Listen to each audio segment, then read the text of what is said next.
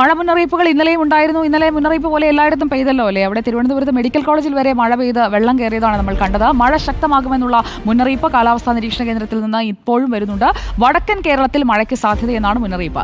4 ജില്ലകളിൽ യെല്ലോ അലർട്ടുണ്ട്.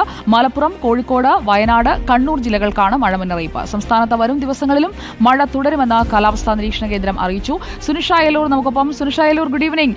ഇന്നലെ തിരുവനന്തപുരത്ത് തകർത്ത് പെയ്ത് സുനിഷയെ കുട ചൂടിച്ച മഴ വടക്കോട്ട് പുറപ്പെട്ടു പോയിരിക്കുകയാണ്. സുനിഷയുടെ നാട്ടിലടക്കം മഴയുണ്ടാവും അല്ലേ?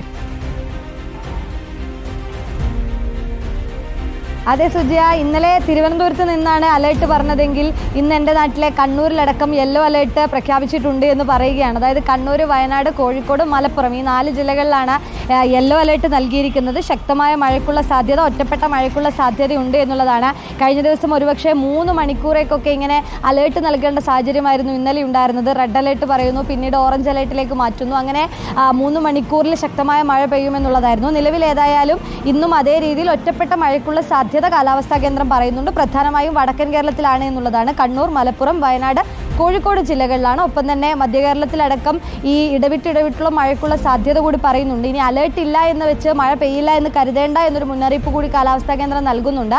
ഒറ്റപ്പെട്ട മഴയ്ക്കുള്ള സാധ്യത എല്ലായിടത്തും കാണുന്നുണ്ട്. അത്തരത്തിലുള്ളൊരു സൂചന കൂടി നൽകുന്നുണ്ട്. ഒപ്പം തന്നെ 40 കിലോമീറ്റർ വേഗതയിൽ കാറ്റിന്, ഇടിമിന്നൽ അതിനൊക്കെയുള്ള സാധ്യതയുണ്ട്. അത്തരത്തിലുള്ള ജാഗ്രത പാലിക്കണമെന്നൊരു നിർദ്ദേശമാണ്. ഒപ്പം കേരള തീരത്ത് നിലവിൽ മത്സ്യബന്ധനത്തിന് വിലക്കൊന്നും ഏർപ്പെടുത്തിയിട്ടില്ല. പക്ഷേ തമിഴ്നാട് തീരത്ത് ഉയർന്ന തിരമാലയ്ക്കുള്ള സാധ്യതയുണ്ട്. കള്ളക്കടൽ പ്രതിഭാസത്തിന്റെ ഭാഗമായി കടൽക്ഷോഭത്തിന് സാധ്യതയുണ്ട്. അതുകൊണ്ട് അതിന്റെ ഭാഗമായി ഈ കേരള തീരത്തുള്ളവരും ജാഗ്രത പാലിക്കണമെന്നൊരു നിർദ്ദേശം കൂടി കാലാവസ്ഥാ കേന്ദ്രം നൽകുന്നുണ്ട്. സുജയ.